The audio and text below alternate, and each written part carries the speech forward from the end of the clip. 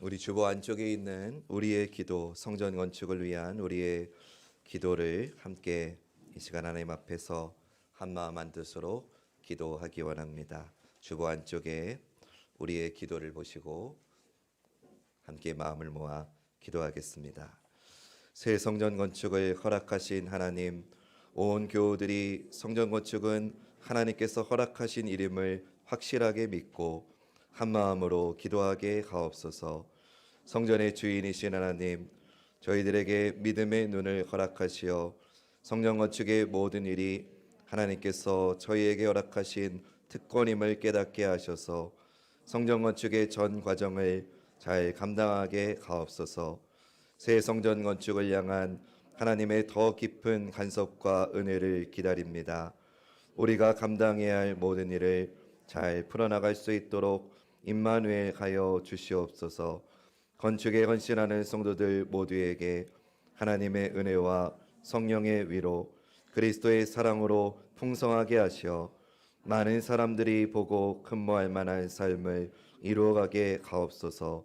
작공에서 헌당, 봉헌에 이르기까지 성령께서 지도하셔서 온 교우들이 기도하는 가운데 순적하게 이루어지게 하시고 온 교우들의 마음과 뜻이 하나 되게 하옵소서.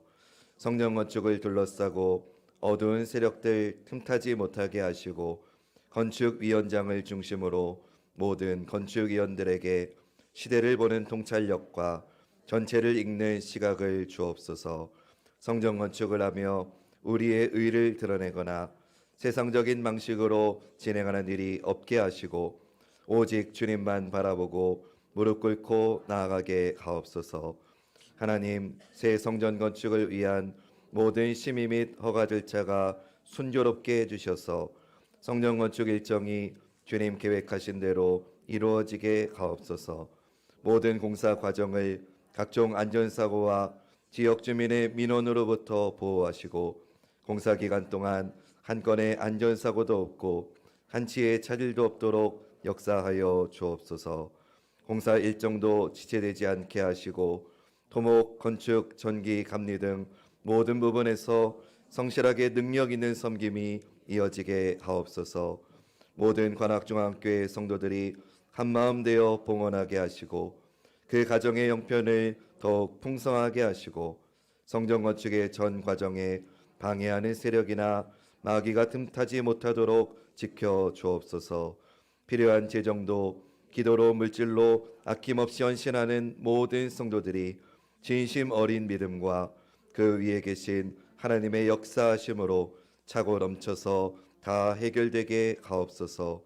성도 한 사람 한 사람이 성전을 세워가는 철근 한 줄 한 줄 같이 주님의 몸을 세우는데 귀하게 쓰임받게 하여 주옵시고 위대한 사명 앞에 모두 최선을 다해 동참하게 하시고 건축을 위한 모든 필요가 넉넉히 채워지는 역사를 보게 하여 주옵소서. 우리 교회의 유일한 주인이신 예수 그리스도의 이름으로 기도드립니다. 아멘. 이 시간에 주 여호와 능력의 주 찬양할 때 여러분 이제 좀 익숙하실 겁니다. 그러니 이제 여러분들에게 이 찬양의 가사의 은사가 이 시간 임하게 될 줄 믿으며 아픈 곳이 있으신 분은 아픈 환부 위에 손을 얹으시고 마음이 힘드신 분들은 가슴에 손을 얹고 우리 찬양합시다. 주 여호와 능력의 주.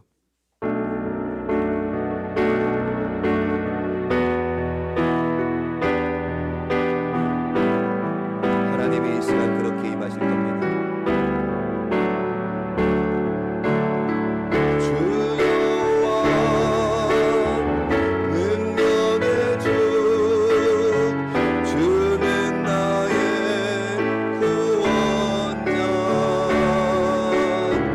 말씀으로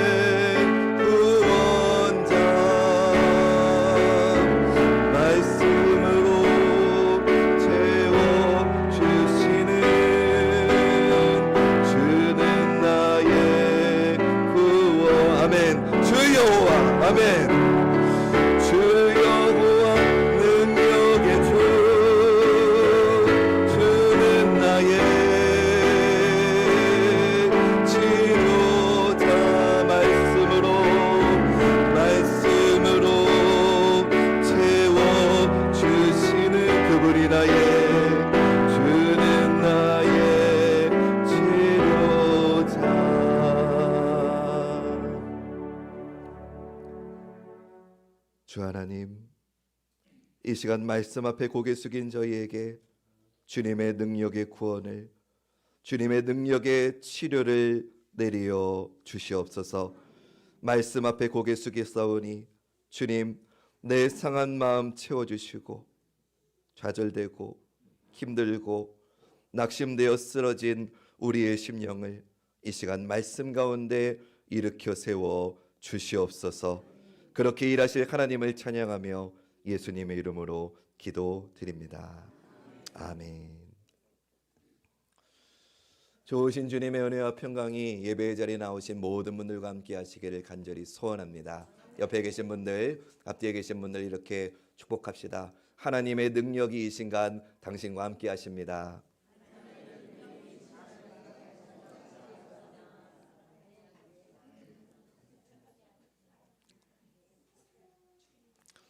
말씀으로 하나님과 사귀라, 이런 제목으로 하나님 말씀 전하겠습니다. 사무엘상 2장과 3장에는 두 가지 대조적인 이야기가 나옵니다. 하나는 엘리와 그의 아들들의 이야기인데, 이 가족들은 부패하고 타락해서 하나님의 거룩한 제사장 직분을 잃어버린 그 이야기가 나옵니다. 반대로 하나님을 섬기고 하나님의 사람으로 아름답게 성장해가는 사무엘의 이야기가 나옵니다. 먼저 대제사장 엘리의 아들들은 우리가 아는 대로 하나님 앞에서 용서받을 수 없는 추악한 죄악들을 저질렀습니다. 그들은 자기들의 욕망을 채우기 위해서 하나님께 드려진 제물을 중간에서 갈취하기도 했고, 또 사람들을 협박해서 그 제물을 강탈하기까지도 했습니다. 심지어는 하나님을 섬기기 위해서 회막문에서 봉사하던 그 여인들과 간음하는 죄까지도 저질렀습니다. 엘리는 이런 아들들의 악행을 책망하기는 했지만 결국 그 아들들을 죄악의 길에서 돌이키게 하지는 못했습니다. 우리 사무엘상 2장 23절부터 25절 말씀 보시지요. 그들에게 이르되 너희가 어찌하여 이런 일을 하느냐? 내가 너희의 악행을 이 모든 백성에게서 듣노라. 내 아들들아, 그리하지 말라. 내게 들리는 소문이 좋지 아니하니라. 너희가 여호와의 백성으로 범죄하게 하는도다. 사람이 사람에게 범죄하면 하나님이 심판하시려니와 만일 사람이 여호와께 범죄하면 누가 그를 위하여 간구하겠느냐 하되 그들이 자기 아버지의 말을 듣지 아니하였으니 이는 여호와께서 그들을 죽이기로 뜻하셨음이더라. 왜 엘리는 더 강하게 아들들을 죄악에서 벗어나게 하지 못했을까요?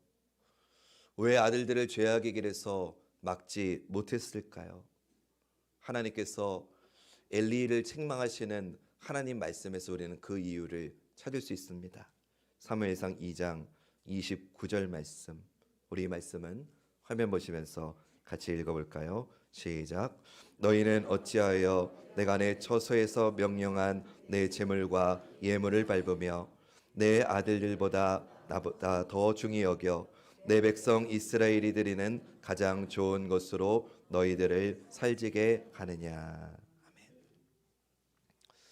이 말씀에 보니까 내 아들들을 나보다 더 중히 여겼다라고 말씀하십니다. 결국 엘리의 아들들이 아버지의 책망을 받아들이지 않았던 이유는 바로 여기 있습니다. 아버지가 바른 신앙의 우선순위를 갖지 못했기 때문입니다.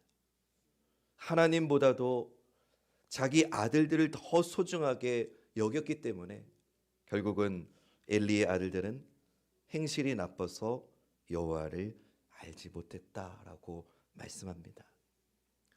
여러분, 이건 단순히 그들에게 하나님을 아는 지식이 없었다, 그런 의미가 아닙니다. 그들은 하나님을 섬기는 제사장 집안이었어요. 그들은 하나님께 매일매일 제사 드렸습니다. 그 제사를 집례했고 오늘 우리식으로 따지면 예배를 인도했습니다. 매일 기도의 자리에 있었고 매일 말씀을 전하는 일을 했습니다. 그럼에도 그들은 하나님을 전혀 의식하며 살지 않았습니다. 하나님과 상관없이 살았습니다. 다시 말해서 하나님과 교제하지 않았습니다. 엘리 집안의 활동은 그저 형식에 그치는 종교 활동에 불과했습니다. 하나님과의 교제 필요하지 않았습니다. 아니, 하나님과의 교제는 오히려 그들에게 귀찮은 일이었습니다. 그들은 하나님과 교제하기 위해서 하나님 앞으로 나아간 게 아니라, 여러분, 저는 이 말씀이 참 무섭습니다.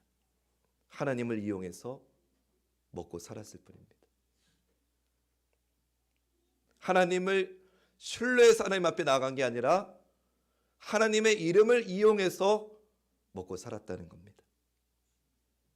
저 자신을 돌아봤습니다. 나는 정말 하나님 앞으로 믿음을 가지고 나아가고 있는가? 아니면 하나님의 이름을 이용해서 먹고 살고 있을 뿐인가? 사태가 이러니 당연히 하나님을 알 수가 없지요.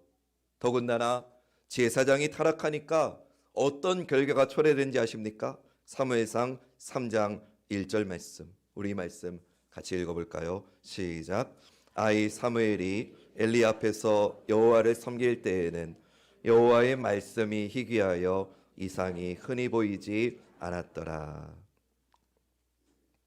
하나님을 알지 못하니까 하나님의 말씀이 희귀한 시대가 됩니다.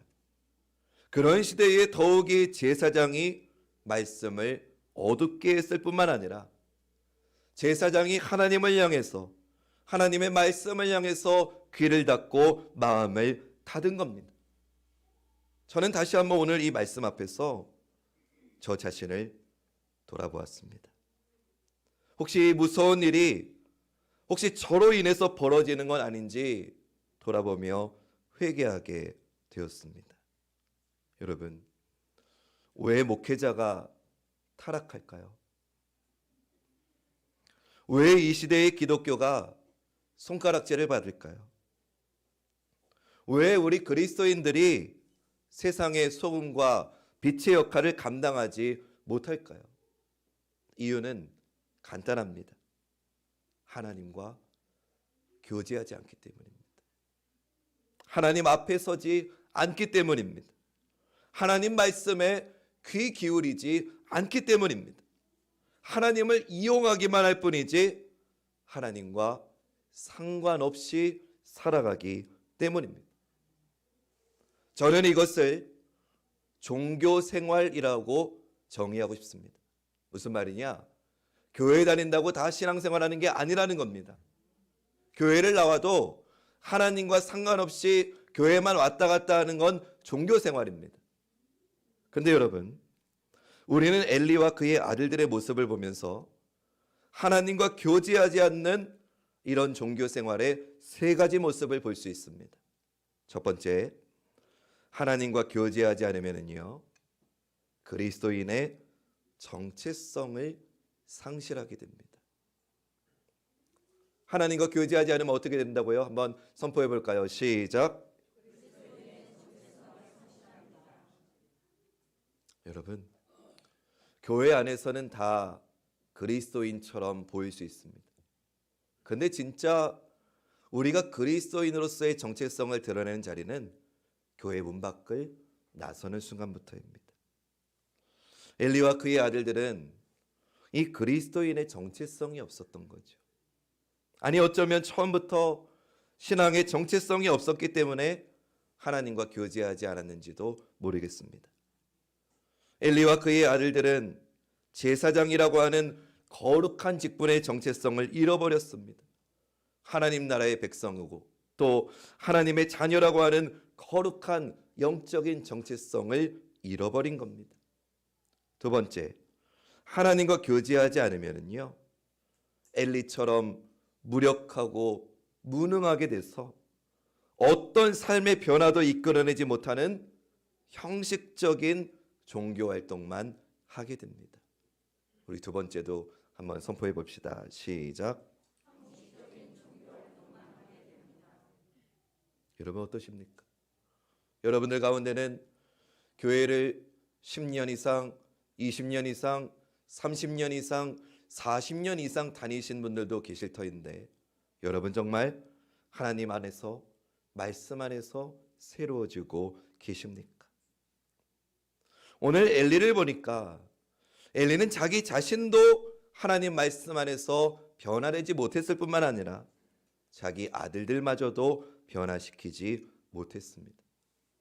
그의 말은 그저 공허한 울림에 불과했고 다른 사람은 고사하고 자기 자식들에게도 그 어떤 열매도 맺지 못했습니다. 그러니 당연히 어떤 능력도 나타날 수가 없겠지요. 세 번째, 이 엘리의 아들들이 보여준 것처럼 하나님과의 교제가 없는 종교 생활은 결국 악을 행하는 죄악의 도구가 될 뿐입니다. 우리 이것도 같이 고백해 볼까요? 시작. 하나님과 상관없는 우리의 종교 생활은 결국은 죄악의 도구가 될 뿐입니다. 엘리의 가족들을 보십시오. 거룩한 성전을 죄악의 장소로 만들었지 않습니까? 거룩한 제사를 탐욕을 채우는 수단으로 변질시키지 않았습니까? 사랑하는 여러분, 하나님과 교제하지 않는 종교 생활이 이렇게 무섭습니다. 그러나 우리는 너무나 감사하게도 사무엘을 통해서 이것과는 정반대의 경우를 볼 수 있습니다. 하나님을 떠난 엘리의 가족들과 다르게 사무엘은 하나님 앞에서 하나님을 섬기며 하나님과 깊은 교제를 나누며 살았습니다. 그렇기에 사무엘은 자기의 정체성을 잃어버리지 않았습니다. 사무엘이 부모를 떠나서 엘리의 집안으로 들어온 이후에 성경이 그의 삶을 표현하는 가장 많은 표현이 뭔지 아십니까? 한번 따라해 볼까요? 하나님을 섬겼다. 사무엘을 표현하는 성경의 가장 많은 표현이 하나님을 섬겼다는 겁니다. 엘리의 아들들이 제사장의 거룩한 정체성과 사명을 다 내팽개치고 있을 때에 사무엘은 거룩한 제사장에 오신 세마포 에봇을 입고 하나님을 섬겼습니다. 사무엘상 2장 18절 말씀 읽어봅니다. 시작. 사무엘은 어렸을 때에 세마포 에봇을 입고 여호와 앞에서 섬겼더라. 아멘. 또 엘리의 아들들이 하나님을 거역해서 자기들의 죄악을 키워나가고 있을 때 사무엘은 여호와 하나님 앞에서 자라났습니다. 사무엘상 2장 21절 말씀 읽어봅니다. 시작. 여호와께서 한나를 돌보시사 그로 하여금 임신하여 세 아들과 두 딸을 낳게 하셨고 아이 사무엘은 여호와 앞에서 자라니라. 아멘. 또 엘리와 그의 아들들이 하나님의 저주를 받고 사람들에게서 비난을 받고 있을 때 사무엘은 하나님과 사람들에게 더 은총을 받게 됩니다. 사무엘상 2장 26절 말씀 시작. 아이 사무엘이 점점 자라매 여호와와 사람들에게 은총을 더욱 받더라. 아멘. 엘리와 그의 아들들에게 하나님의 말씀이 끊어지고 온 이스라엘의 하나님 말씀이 희미해진 바로 그때에 하나님은 사무엘을 부르십니다. 사무엘상 3장 4절 말씀 시작. 여호와께서 사무엘을 부르시는지라 그가 대답하되 내가 여기 있나이다 하고. 그리고 하나님의 말씀이 사무엘에게 임하고 그 말씀으로 하나님은 당신을 사무엘에게 나타내십니다. 사무엘상 3장 21절 말씀 시작. 여호와께서 실로에서 다시 나타나시되 여호와께서 실로에서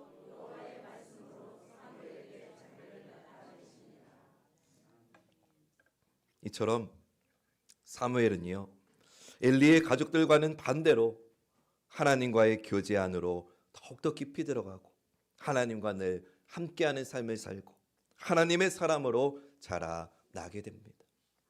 사랑하는 여러분, 여러분은 정말 하나님과 교제하고 있으십니까? 정말 여러분은 하나님과 함께하는 신앙생활, 종교생활 말고 교회만 왔다 갔다 하는 종교생활 말고 정말 하나님과 교제하는 신앙생활 하고 계십니까?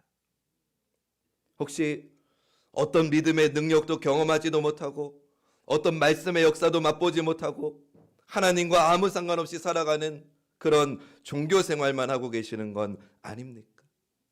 사랑하는 여러분, 진심으로 나 자신에게 물어보세요. 나는 정말 하나님과 교제하며 하나님과 함께하는 영적 유익을 누리고 있습니까? 아니면 피상적이고 형식적인 종교생활로 만족하고 있습니까? 저는 여러분들의 신앙이, 여러분들의 믿음이 정말 여러분들의 삶을 변화시키고 여러분들의 거룩한 정체성이 회복되고 여러분들의 삶이, 여러분들의 가정이 성령의 능력을 경험하는 믿음의 삶 되시기를 주님의 이름으로 축원합니다. 그러면 어떻게 해야 하나님과 교제할 수 있느냐? 오늘 본문에 사무엘처럼 하면 됩니다. 여러분, 하나님과의 교제는요, 단순히 외적인 형식으로 이루어지는 게 아닙니다. 목사가 됐다고 하나님과 자동으로 교제하는 게 아닙니다. 내가 직분 받았다고 자동으로 하나님과 교제하는 거 아닙니다. 착각하지 마세요. 엘리 집안을 보세요. 겉으로는, 형식적으로는 얼마나 잘 갖춰졌습니까? 그들은 제사장이었기 때문에 날마다 형식은 철저히 지켰을 겁니다. 그러나 정작 그들의 마음의 중심은 하나님과 전혀 상관없이 살아갔다는 거죠. 여러분, 하나님과의 사귐은 단순히 하나님을 아는 지식, 하나님에 대한 정보를 쌓는다고 해서 이루어지는 거 아닙니다. 여러분, 혹시 제가 이런 설명을 좀 해보면 더 좋을 것 같아요. 누군가를 내가 아는 것과 내가 누군가하고 진짜 사귀는 것은 전혀 다른 이야기입니다. 다시요. 내가 누군가를 아는 것과 내가 누군가하고 교제하는 것은 전혀 다른 이야기입니다. 요새 우리 학생 청년들이 좋아하는 연예인을 가리켜서 아이돌이라고 합니다. 들어보셨죠? 여러분, 근데 이 아이돌이 무슨 뜻인지 아세요? 우상이라고 하는 뜻입니다. TV에 나와서 춤추고 노래하는 그 아이돌이 우상이라고 하는 뜻입니다. 우리 젊은이들에게 그 연예인들이 우상인 겁니다. 아이돌인 겁니다. 나도 그렇게 되고 싶은 겁니다. 그런데 우리 젊은이들이 자기가 좋아하는 연예인의 나이 압니다. 키 압니다. 몸무게 압니다. 생일도 압니다. 취미도 압니다. 온갖 여러 가지 정보를 다 압니다. 그러나 그래도 그건 정보일 뿐이지 사귐은 아닙니다. 아무리 연예인을 좋아해도 그게 사귐이 될 수는 없습니다. 그 사람의 팬이 될 수는 있겠지만 그의 가족이 될 수는 없습니다. 여러분, 사귐과 교제는 정보가 아니라 인격적인 겁니다. 우리 한번 따라해 볼까요? 사귐과 교제는 인격적인 것이다. 그렇기에 사귄다는 건, 교제한다는 건 팬이 되는 게 아니라 부모와 자녀의 관계가 되는 것이고 남편과 아내의 관계가 되는 것입니다. 사귄다는 건, 교제한다는 건 그를 아는 내 지식과 나의 삶이 함께 어우러지는 인격적인 만남을 사귄다고 하는 겁니다. 그의 삶이 나의 삶이 되고 나의 생활이 그의 생활이 되는 것이 참된 교제이고 참된 사귐입니다. 하나님과의 사귐이 바로 이런 겁니다. 그래서 하나님은 누구든지 예수님을 믿는 자들의 아버지가 되어주셨습니다. 우리는 하나님을 하나님 아버지라고 부르며 부모 자녀 관계가 되게 하셨습니다. 또 예수님을 믿는 자들을 하나님의 자녀 삼아 주셨습니다. 하나님께서 우리를 아들, 딸 삼아 주셨습니다. 또 예수님은 교회의 신랑이 되셨고 우리는 그분의 거룩한 신부가 되게 하셨습니다. 교제는, 사귀는 것은 팬이 되는 게 아니에요. 예수님 좋아요 하면서 막 소리 지르고 쫓아가는 게 교제가 아닙니다. 그분과 정말 부모 자녀 관계가 되고 그분이 내 남편이 되고 나는 그분의 신부가 되는 것. 이것이 진정한 신앙의 교제인 줄로 믿습니다. 이 일이 사무엘에게는 너무나도 분명하게 나타나고 있는 거죠.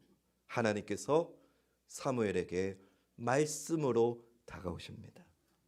하나님은 말씀으로 사무엘에게 당신을 나타내셨고 사무엘과 말씀으로 교제하셨습니다.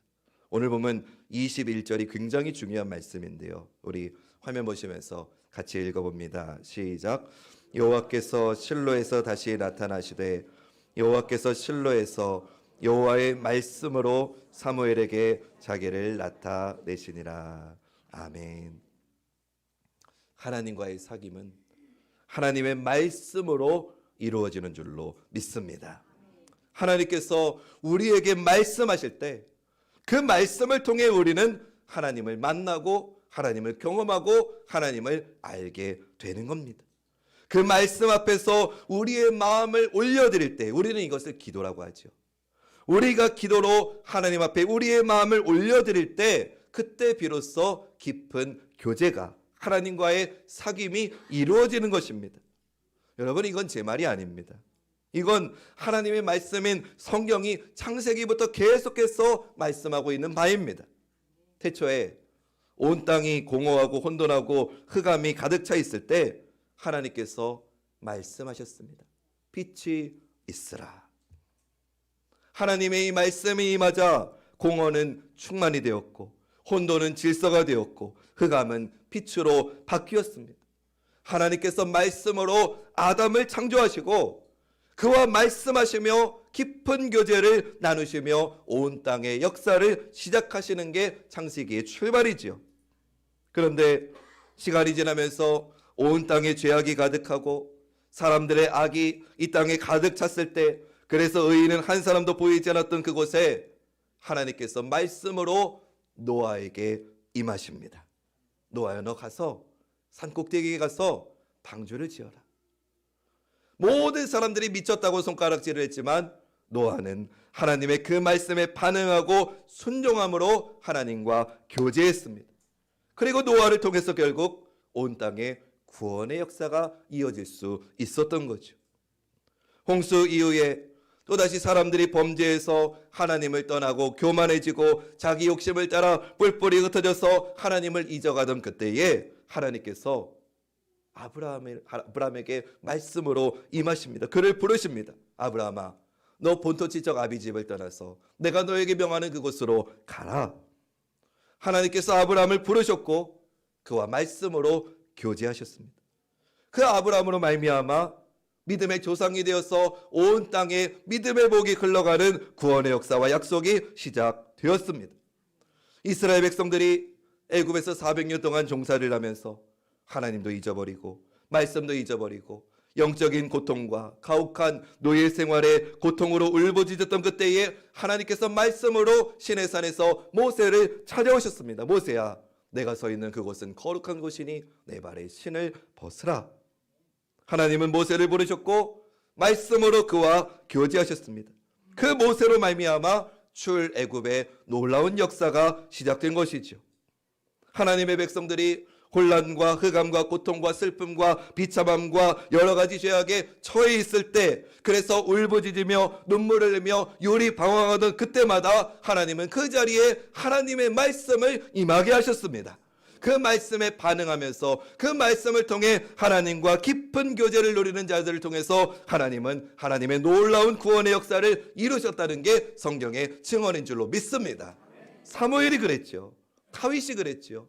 이사야가 그랬죠. 에스겔이 그랬죠. 다니엘이 그랬죠. 그리고 지금 그 말씀이 하늘 보좌를 버리시고 이 땅에 그 말씀이 임하셨습니다. 누구를 통해서요? 예수 그리스도. 예수 그리스도께서 죄악 가운데 신음하며 고통받던 그래서 소망 없던 우리에게 하늘 보좌를 버리시고 성탄 가셨습니다. 말씀이 육신이 되어 우리 안에 거하시는 그 놀라운 말씀의 임재가 예수 그리스도 안에서 우리에게 충만히 주어졌습니다.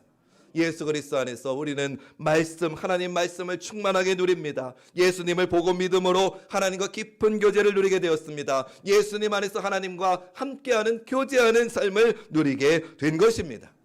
예수 그리스도를 믿음으로 우리는 하나님의 말씀을 받게 되었고, 예수 그리스도 안에서 하나님 아버지의 음성을 듣게 되었고, 예수님을 믿음으로 그 말씀 안에서 하나님과 깊은 교제, 생명의 교제를 비로소 누리는 복을 받게 된 줄로 믿습니다. 사랑하는 여러분, 이 하나님은 오늘도 우리를 부르십니다. 하나님은 오늘도 우리와 깊은 교제를 나누기 원하십니다. 하나님은 오늘도 사무엘에게 하신 것처럼 말씀으로 당신을 우리에게 나타내시고, 그 말씀으로 우리를 깊은 교제로 초청하고 계시고, 그 말씀으로 우리의 약함을 치료하시고 회복하시는 줄로 믿습니다. 그럼 하나님께서 오늘 우리를 어떻게 부르실까? 하나님의 말씀인 성경으로 우리를 부르십니다. 말씀이 육신이 되어 이 땅에 오신 예수님, 천지 만물을 창조하신 능력의 말씀으로 하나님은 지금도 우리에게 찾아오시고 그 말씀 안에서 우리와 교제하십니다. 그러니 사랑하는 여러분, 그 말씀 안으로 들어오시기 바랍니다. 하나님의 성경 안으로 들어오시기 바랍니다. 말씀을 늘 가까이 읽으시고 제단에 선포되는 말씀을 마음문을 활짝 열고 영접하시길 축원합니다. 그래서 하나님과의 깊은 사귐 안으로 들어오시기 바랍니다. 이 말씀을 통해서 우리에게 말씀하시는 하나님의 음성을 오늘 들으시길 주님의 이름으로 축원합니다. 우리는 말씀 안에서 잃어버렸던 거룩한 신앙의 정체성을 찾을 수 있습니다. 잃어버렸던 거룩한 사명을 말씀 안에서 다시 회복할 수 있습니다. 잃어버린 생명의 능력을 말씀 안에서 다시 찾을 수 있습니다. 우리를 부르시는 그 복음의 말씀 앞으로 나와서 하나님과의 교제를 회복하는 이 시간 되시길 주님의 이름으로 축원합니다. 거기에 모든 회복이 있는 겁니다. 하나님과의 교제가 회복되지 않으면 그 어떤 것도 회복될 수가 없습니다. 하나님의 말씀을 읽고 듣기를 시작하는 것이 하나님과의 교제의 회복이고 우리의 회복의 시작이 되는 줄로 믿습니다. 2024년 말씀으로 하나님과 사귐으로 새 일이 나타나는 사랑하는 우리 관악중앙교회 모든 하나님의 자녀들 되시기를 마지막으로 주님의 이름으로 축원합니다.